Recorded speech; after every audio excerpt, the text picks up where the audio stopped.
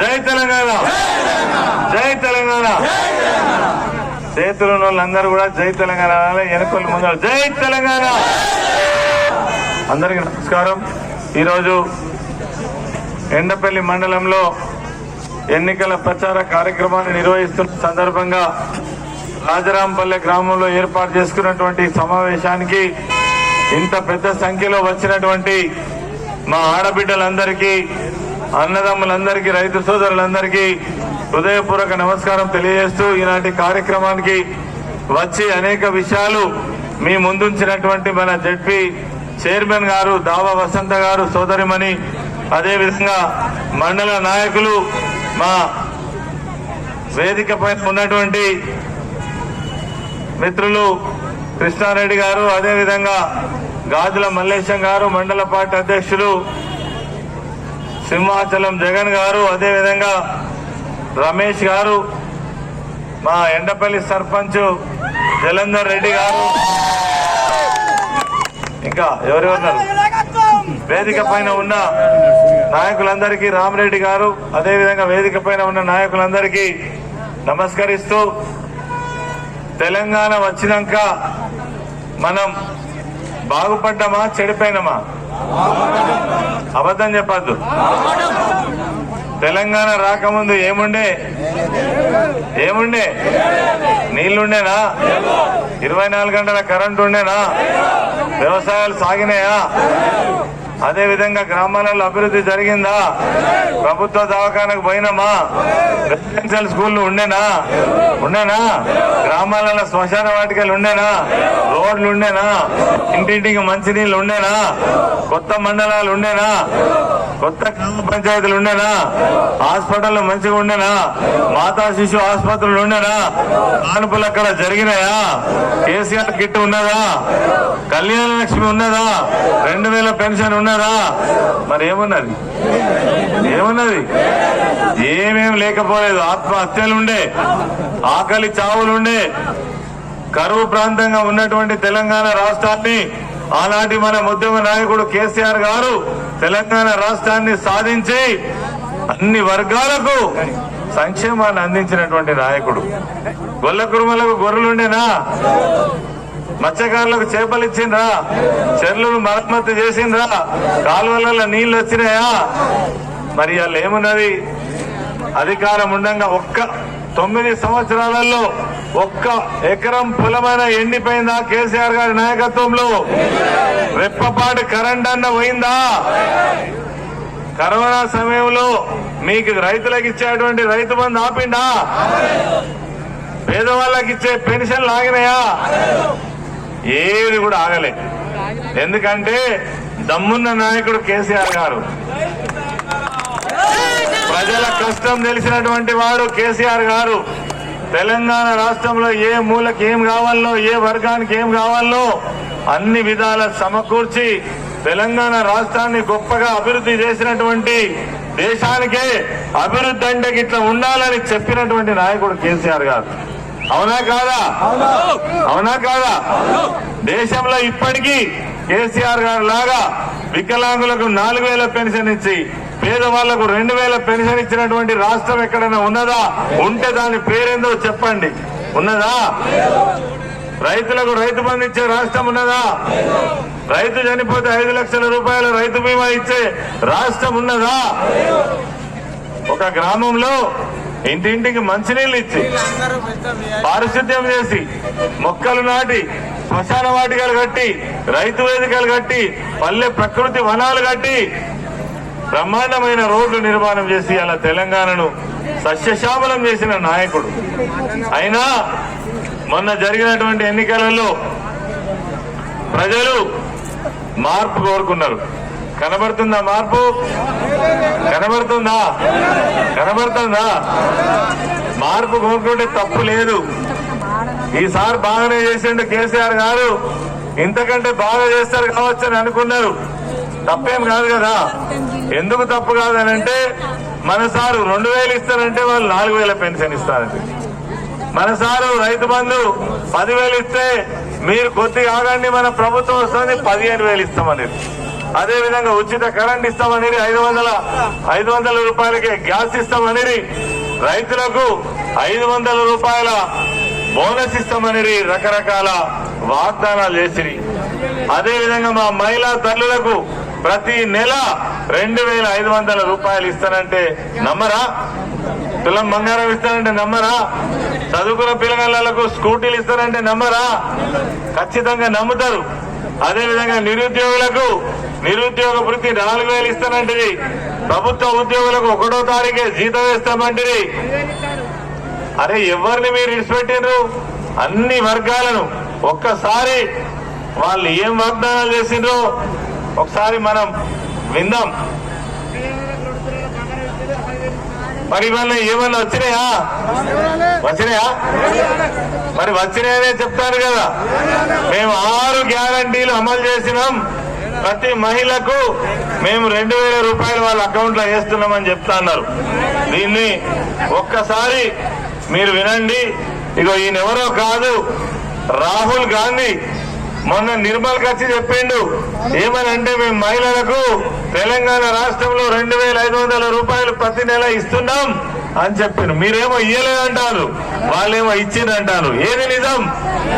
ఒక్కసారి వినండి. महिलाओं के बैंक अकाउंट में 2500 रुपए हर महीने तेलंगाना की सरकार डालती है. తెలంగాణలో ఉన్న మహిళలకు 2500 రూపాయలు వాళ్ళ బ్యాంక్ అకౌంట్ నేరుగా వేస్తున్నది. వేస్తున్నారా? అబద్ధం చెప్తున్నారా? ఇంకేమంటున్నారో చూడండి. ఇగో రుణమాఫీ చేసిన వాళ్ళందరినీ విజ్ఞప్తి చేస్తున్నా. ఎంబడే బ్యాంక్ పోయి 2 లక్షలు తెచ్చుకోండి. డిసెంబర్ 9 నేను రాగానే మాఫీ చేస్తా. ఇలా చంద్రశేఖర్ రావు ఏమనుకుంటున్నారంటే రుణమాఫీ చేసిన ఓట్లు నాకు వచ్చాయి. నేనేం చెప్తానంటే రుణమాఫీ అయిన వాళ్ళందరూ ఎంబడే పోయి మళ్ళీ 2 లక్షల రుణం తెచ్చుకోరి. డిసెంబర్ 9 నేను మాఫీ చేస్తా. కాబట్టి రైతులందరికీ నేను విజ్ఞప్తి చేస్తున్నా. ఇప్పుడు పెన్షన్ తీసుకుంటే 2000 వస్తుంది. కానీ 1 నెల వాయిదా పడ్డదంటే వచ్చే నెల మేము 4000 ఇస్తాం. మా అక్కలకు మా పెద్దమ్మలందరికీ నేను చెప్తున్నా, వచ్చే నెల నుంచి ఇంటికి కరెంటు బిల్లు కట్టాల్సిన పని లేదు. మీ కరెంటు బిల్లు కాంగ్రెస్ పార్టీ కట్టది. 100 రూపాయలు కూడా కరెంటు అంటే మీకు కట్టాల్సిన పనే లేదు. టీవీ పెట్టుకోవచ్చు, ఫ్యాన్ వేసుకోవచ్చు, మంచిగా బాగా కరెంటు బిల్లు లేకుండా మీరు గృహలక్ష్మి పథకం కింద మీకు కరెంటు బిల్లు వస్తుంది. ఇప్పుడు తీసుకుంటే 10,000 వస్తుంది రైతు బంధు. కాంగ్రెస్ అధికారంలోకి వస్తే 15,000 వస్తుంది. వచ్చిందా? ఏమన్నా వచ్చినాయి? ఇలా వచ్చి మోసం కదా. నమ్మితే మోసం చేస్తారా? నమ్మడం తప్ప, మోసం చేయడం తప్ప. ఒక జాతీయ పార్టీ అధ్యక్షుడు రాష్ట్రానికి అధ్యక్షుడిగా ఉండి తప్పుడు మాటలు చెప్పి తప్పుడు వాగ్దానాలు చేసి అధికారంలోకి వచ్చి ఇవాళ 4 నెలలు తిరగక ముందే నీళ్లు మాయమైనవి, పొలాలు ఎండిపోయినాయి, 20 లక్షల ఎకరాల పొలాలు ఎండిపోయినాయి, 225 మంది రైతులు ఆత్మహత్య చేసుకున్నారు.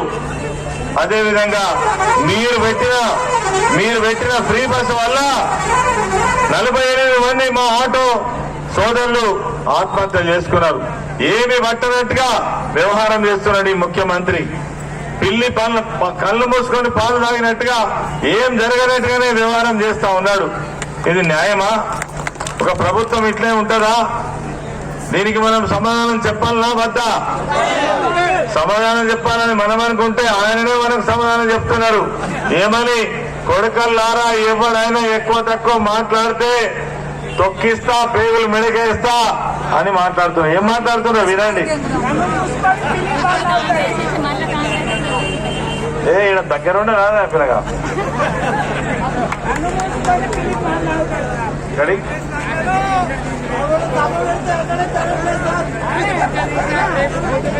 కాబట్టి ఈ ముఖ్యమంత్రి యొక్క విధానం ఇప్పుడు ఇంటి లక్ష్మి పందినే చెప్తుంది. వీళ్ళు ఇస్తారనే నమ్మకం ఉన్నదా మీకు? ఎవరికైనా మా రైతులకు, అక్కజల్లులకు అందరికీ ఇస్తారనే నమ్మకం ఉందా? నిజంగా కూడా నమ్మితే వాళ్లకు ఓటేయండి. చూడండి, మా పాలమూరు బిడ్డలు అట్టి కనుకలై మారో బాంబులై నా కొడుకలారా ఎవడన్నా మిగులుతా నేను చూస్తా.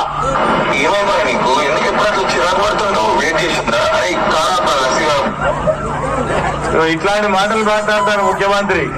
ఇంకా రైతు బంధు రాలేదని మా రైతులు అడిగితే చెప్పుబట్టి కొడతా అంటున్నారు. రైతులను చెప్పుబట్టి కొట్టడానికైనా కాంగ్రెస్ పార్టీకి ఓటేసింది.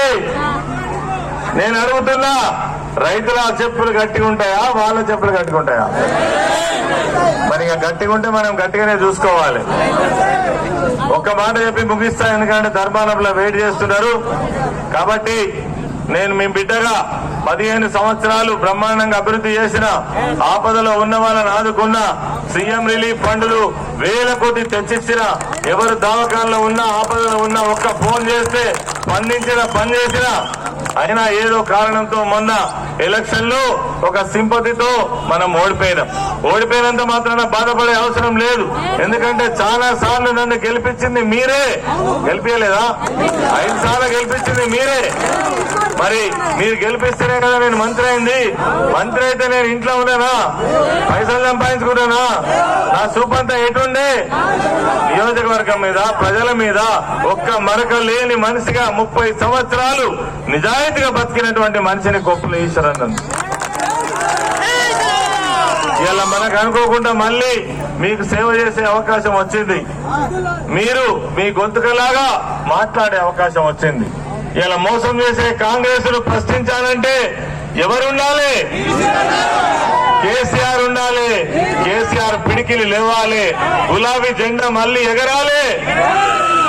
మీరు దీవిస్తే ఈశ్వరన్న ఇక్కడ గెలిస్తే మీ తలలో నాలుకలాగా ఉండి మీరు ఎప్పుడు పిలిస్తే అప్పుడు అన్నా అంటే నేనున్నా అనే పద్ధతులలో మీకు పనిచేసేటువంటి ప్రయత్నం చేస్తాం. మరి ఈ అవకాశం అందరికి రాలే. ఒక మంచి పేరు ఉన్నది కాబట్టి నన్ను నిర్ణయించిండు. మీ అందరి మీద నమ్మకంతో మీ ముందర నిలబడ్డా. మీరు ఖచ్చితంగా ఈ రానున్నటువంటి ఎన్నికల్లో అన్ని నియోజకవర్గాల కంటే కూడా ఎక్కువ మెజారిటీ ఇచ్చి మీ బిడ్డగా నన్ను ఆశీర్వదిస్తే మళ్ళీ తిరిగి మీ ఈశ్వరన్న మీ ఎమ్మటి నడవడానికి సిద్ధంగా ఉంటాడు. మీ ఆపదలో సంపదలో మీ వెంట ఉంటాడు. నేను ఎట్లా పనిచేస్తానో మీకు తెలుసు. నేను ఎన్నడూ ఆస్తుల కోసం పాస్తుల కోసం పాకులాడలే. నా నియోజకవర్గ ప్రజలు అదే నాకు ఇచ్చిన బాధ్యతల గురించే ఆనాడు ఇట్లే ఉన్నా, ఈనాడు ఇట్లే ఉన్నా, మంత్రిగా ఇట్లే ఉన్నా, ఎప్పుడు మీ మధ్యనే ఉన్నా. దయచేసి ఇంకా చాలా విషయాలు ఉన్నప్పటికీ మరి రేపు రానున్న ఎన్నికలలో కారు గుర్తుపైన ఓటు వేసి తప్పకుండా మంచి మెజారిటీ ఇవ్వాలని నేను కోరుకుంటూ, కాంగ్రెస్ పార్టీ అభ్యర్థి ఎవరైతే ఉన్నారో మీ అందరికీ తెలుసు, వంశీ కృష్ణ, వాళ్ళ నాయన చెన్నూరు ఎమ్మెల్యే, వాళ్ళ పెద్ద నాయన ఇప్పటికే బెల్లంపల్లి ఎమ్మెల్యే, మంత్రి పదవి వాళ్ళకే కావాలన్నట. ఒక్క ఇంట్లోనే మళ్ళా ఎంపీ సీటు కూడా వీళ్ళే తెచ్చుకున్నారు. తరతరాలుగా మనను పరిపాలించి ఈ ప్రాంతానికి ఏం చేయనటువంటి కాకా వెంకట స్వామి దగ్గర నుంచి మరి ఇలా వివేక్ సాబ్ దాకా, వివేక్ సాబ్ పోయి మళ్ళీ ఇలా వంశకృష్ణ, ఆయన తర్వాత ఆయన కొడుకును కూడా పెట్టేటువంటి మరి ఆ ఫ్యామిలీ ఇలా సామాజిక న్యాయం పాటించామంటే 3 పదవులు ఒక్కింట్లకే తీసుకోవడం న్యాయమా? మీరు చూడండి. వాళ్ళకి 100 కంపెనీలు ఉన్నాయి. మన ఏరియాలో ఒక కంపెనీలో పెట్టిండ్రా? నిరుద్యోగులకు ఉద్యోగాలు ఇచ్చిండ్రా? ఎన్నడైనా ఎవరికైనా సాయం చేసిండ్రా? ఒక కార్యకర్త కాపదస్తే ఆదుకుంటారా? ఎంగిలి చేయన్న విసురుతారా? మరి మీ ఈశ్వరన్న ఆపదొస్తే ఆదుకుంటాడా? ఆదుకోవడం మీరే చెప్పాలి. హైదరాబాద్ లో ఉండేటువంటి ఆగర్భ శ్రీమంతుడు కావాలన్నా, మీ వెంట నడిచే మీ ఈశ్వరన్న కావాలన్నా తప్పకుండా మీరు ఆలోచించాలి. ఆగర్భ శ్రీమంతుడు కావాలన్నా, భూగర్భ కార్మికుడు కావాలన్నా చేసుకోండి. ధనవంతుడు కావాలన్నా, గుణవంతుడు కావాలన్నా. కాబట్టి ఇవన్నీ ఆలోచన చేయండి. ఎన్నికలు వస్తూనే ఉంటాయి. ఓటు ఎవరికో ఎవరికి వేస్తూనే ఉంటాం. ఆ ఓటు వేసే ముందు మంచి చెడ్డ న్యాయం ధర్మం ఏదైతే ఉంటుందో దాన్ని ఆలోచించి తప్పకుండా ఓటు వేసి మరి ఈ రోజు ఇచ్చిన హామీలన్నీ అమలు కావాలంటే బీఆర్ఎస్ పార్టీ బలోపేతం కావాలి. కేసీఆర్ గారి బస్సు యాత్రలు ఎంత గొప్పగా సక్సెస్ అవుతున్నాయో మీరు చూస్తున్నారు. అయ్యా కేసీఆర్ గారు, మీరుంటే అన్ని ఉండే, మీరు పోయిండ్రు, అన్ని పోయినాయి. నీళ్లు మాయమైపోయినాయి, కరెంటు మాయమైపోయింది, మా సౌకర్యాలు అన్ని పోయినాయి. మళ్ళీ మీరే రావాలని అలా ప్రజలు కోరుతున్న సందర్భంలో మన పార్టీ తిరిగి గులాబీ జెండా ఎగరాలంటే కారు గుర్తుకు ఓటేయాలని మిమ్మల్ని అందరినీ వినయపూర్వకంగా కోరుకుంటూ జై తెలంగాణ. కారు గుర్తుకే జై తెలంగాణ. కేసీఆర్ గారు గారి నాయకత్వం.